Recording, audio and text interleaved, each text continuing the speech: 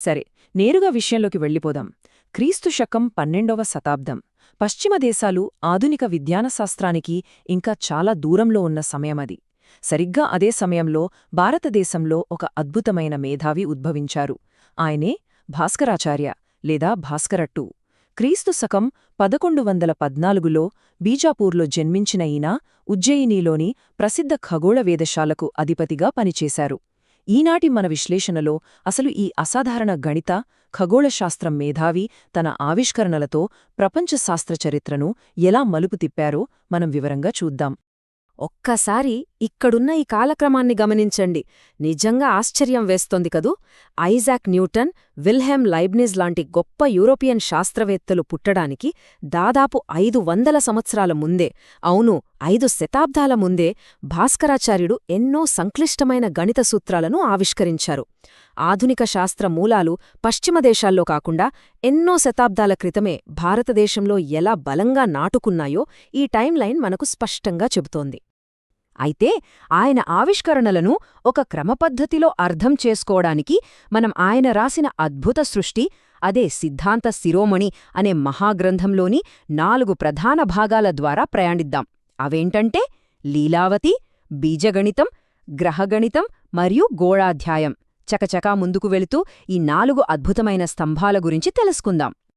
ముందుగా ఈ సిద్ధాంత శిరోమణిలో మొదటి భాగం అంటే సంఖ్యల కవిత్వం అనదగ్గ లీలావతి విభాగంలోకి అడుగుపెడదాం. ఇది కేవలం ఏదో అంకగణితానికి సంబంధించిన పుస్తకం మాత్రమే కాదు. దీని వెనుక ఒక తండ్రి తన కుమార్తెపై చూపించిన అమితమైన ప్రేమ దాగియుంది. అసలు ఈ గ్రంథం వెనుక చాలా భావోద్వేగభరితమైన కథ ఉందని మన మూలాలు చెప్తున్నాయి. భాస్కరాచార్యుని కుమార్తె లీలావతి వివాహం కోసం ఒక ఖచ్చితమైన శుభముహూర్తాన్ని నిర్ణయించారు. కాని ఆసక్తి కొద్దీ ఆ నీటి గడియారంలోకి ఆమె తొంగి చూసినప్పుడు ఆమె ఆభరణం నుండి ఒక చిన్న ముత్యమందులో పడిపోయి సమయం లెక్కించడం తప్పిపోయింది. దానివల్ల ముహూర్తం దాటిపోయి వివాహం ఆగిపోయింది. ఆ తీవ్రమైన బాధలో ఉన్న తన కూతుర్ని ఓదార్చడానికి ఆయన ఒక గొప్ప నిర్ణయం తీసుకున్నారు. అదేంటంటే సంక్లిష్టమైన అంకగణితాన్ని అత్యంత ఆసక్తికరంగా మార్చడం. తుమ్మెదలు, పూలు, నెమళ్లను చరరాశులుగా అంటే వేరియబుల్స్లాగా ఉపయోగించి అందమైన సంస్కృత పద్యాల రూపంలో ఆయన ఈ గ్రంథాన్ని రచించారు. దానికి తన ప్రియమైన కుమార్తె పేరు లీలావతి అని పెట్టారు. ఆకాశంలో నక్షత్రాలు ఉన్నంతకాలం ఆమె పేరు నిలిచి ఉండేలా చేసిన ఈ గణితకావ్య బహుమతి చరిత్రలోనే ఎంతో ప్రత్యేకం. గణితాన్ని ఇంత కవితాత్మకంగా చెప్పడం బహుశా ఇదే తొలిసారి. సరే, ఇప్పుడు ఇందులో ఉన్న అత్యంత కీలకమైన గణిత ఆవిష్కరణ గురించి మాట్లాడుకుందాం. 0, అదేనండి 0 గురించి ఆయన చెప్పిన తర్కం నిజంగా అద్భుతం. ఈ గ్రంథంలో ఆయన ఖచ్ఛేదము అనే ఒక భావనను స్పష్టంగా తెలిపారు. ఏ సంఖ్యనైనా సరే 0తో భాగిస్తే వచ్చే ఫలితం అనంతం అని ప్రపంచానికి మొట్టమొదటగా చాటి చెప్పింది భాస్కరాచార్యుడే. అనంతం నుండి ఎంత తీసివేసినా, ఎంత కలిపినా అది అనంతంగానే ఉంటుందని. ఉపనిషత్తుల తత్వాన్ని ఆయన ఏకంగా గణితంతో అనుసంధానించారు. నిజంగా గ్రేట్ కదా. ఇక మనం సిద్ధాంత శిరోమణిలోని 2వ విభాగమైన బీజగణితంలోకి వెళ్దాం. బీజగణితాన్ని భాస్కరాచార్యుడు విత్తనాల శాస్త్రంగా అభివర్ణించారు. అంటే మనకు కనిపించే గణనలు అన్నింటికీ ఇవే మూలాలు అన్నమాట. ఈ బీజగణితంలో బ్రహ్మగుప్తుడులాంటి పూర్వీకుల పద్ధతులను ఆయన మరింతగా మెరుగుపరుస్తూ చక్రవాళ్ల పద్ధతిని ప్రవేశపెట్టారు. ఇది అనిశ్చిత వర్గ సమీకరణాలను సాల్వ్ చేయడానికి ఉపయోగించే ఒక అద్భుతమైన చక్రీయ పద్ధతి. దీన్నే మనం ఇంగ్లీష్లో ఇటరేటివ్ అల్గారిథం అంటాం. చక్రం అంటే వీల్లాగా పదే పదే ఈ పద్ధతిని వర్తింపజేస్తూ అతి క్లిష్టమైన సమీకరణాలకు ఆయన పరిష్కారాలను కనుగొన్నారు. ఆయన గణన సామర్థ్యం ఏ స్థాయిలో ఉండేదో చెప్పడానికి ఇక్కడ కనిపిస్తున్న ఈ సంఖ్యే నిదర్శనం. పెల్స్ ఈక్వేషన్ అని మనం పిలిచే ఒక క్లిష్టమైన వర్గ సమీకరణం అంటే x² - 61 × y² = 1 అనే సమీకరణానికి ఆయన కనుగొన్న అత్యంత చిన్న x విలువ ఇది 176,63,19,049.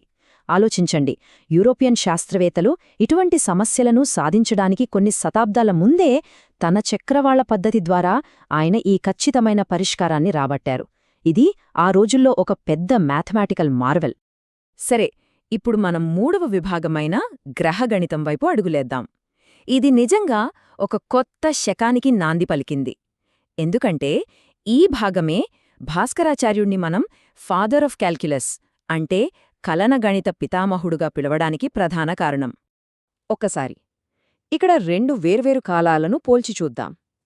17వ శతాబ్దంలో న్యూటన్, లైబ్నిట్జ్లు డిఫరెన్షియల్స్ లేదా అవకలనం అనే భావనలను ప్రతిపాదించారు కదా. కాని ఆశ్చర్యకరమైన విషయం ఏమిటంటే దానికి సరిగ్గా 500 సంవత్సరాల ముందే అంటే 12వ శతాబ్దంలో భాస్కరాచార్య తాత్కాలిక గతి అంటే ఇన్స్టంటేనియస్ మోషన్ అనే భావనను అభివృద్ధి చేశారు. ఒక గ్రహం ఖచ్చితంగా ఎలా కదులుతుందో తెలుసుకోవడానికి సమయాన్ని అనంతమైన చిన్న చిన్న భాగాలుగా విభజించి లెక్కించాలి అని ఆయన అప్పుడే గుర్తించారు. ఇక్కడ కనిపిస్తున్న ఈ సైన్ సమీకరణం యొక్క ఉత్పన్నం అంటే డెరివేటివ్ ఆఫ్ సైన్ని గమనించండి. గ్రహాల స్థానాలను అలాగే వాటి కోణాలను అత్యంత ఖచ్చితంగా అంచనా వేయడానికి భాస్కరాచార్య ఈ అవకలన పద్ధతులను ఉపయోగించారు. ఆయన దగ్గర ఈనాటి ఆధునిక కాలిక్యులస్ పదజాలం లేకపోవచ్చు, కాని ఆ క్యాలిక్యులస్ వెనుక ఉన్న అసలైన తర్కాన్ని, మూల భావనను ఆయన పూర్తిగా అర్థం చేసుకుని తన ఖగోళ పరిశోధనలలో అత్యంత సమర్థవంతంగా వాడారు. ఇక మనం సిద్ధాంత శిరోమణిలో చివరిదైన అత్యంత ఆసక్తికరమైన విభాగం గోళాధ్యాయం దగ్గరకు వచ్చేశాం.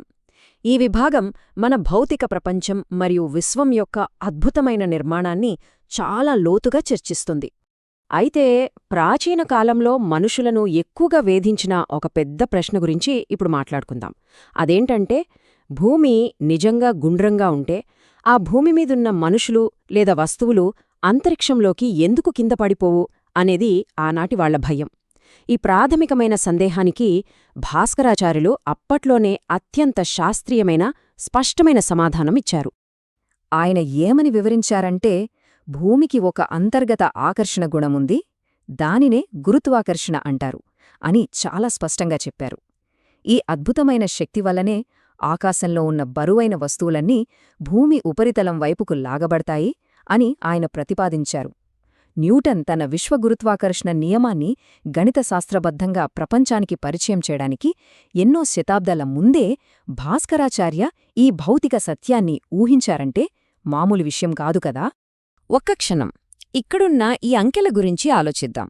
ఎటువంటి టెలిస్కోపులు లేదా ఆధునిక ఎలక్ట్రానిక్ పరికరాలు ఏమీ లేని ఆ కాలంలోనే భూమి సూర్యుని చుట్టూ ఒకసారి తిరిగి రావడానికి పట్టే కాలాన్నే ఆయన 365.2585 రోజులుగా లెక్కించారు.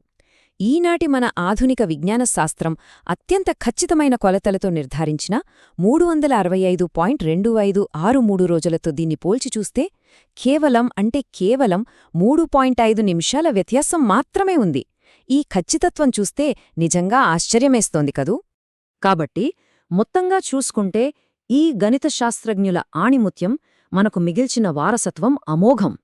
సున్నాతో ఏ సంఖ్యను భాగించినా వచ్చే ఫలితం అనంతం అని నిర్వచించడం దగ్గరినుండి క్లిష్టమైన సమీకరణాల కోసం చక్రీయ చక్రవాళ పద్ధతిని కనిపెట్టడం, తాత్కాలిక గతి ద్వారా కలనగణితానికి అసలైన పునాదులు వెయ్యడం, గ్రహాల కదలికలను ఖచ్చితంగా లెక్కించడం, ఇలా ప్రతి విషయంలోనూ ఆయన ఒక గొప్ప మార్గదర్శిగా నిలిచారు.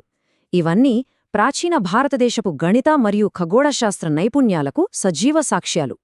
ఇక ముగింపుగా ఒక ఆసక్తికరమైన ఆలోచనతో ఈనాటి మన విశ్లేషణను ముగిద్దాం.